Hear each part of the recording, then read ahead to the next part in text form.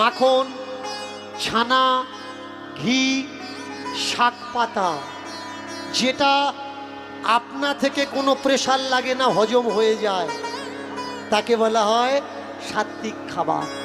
অল্প বয়স, ভারী ভারী কাজ করছেন, হালকা খেলে বাঁচবেন না, শক্ত খেতে হবে, তামসিক খেতে হবে।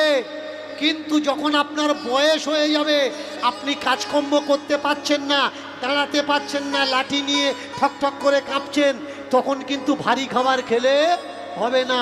বললে হবে না, বৌমা 2 পিস দিয়ে খাই, তুমি খাবে আর যাবে, তোমাকে কেউ কিন্তু আটকাতে পারবে না।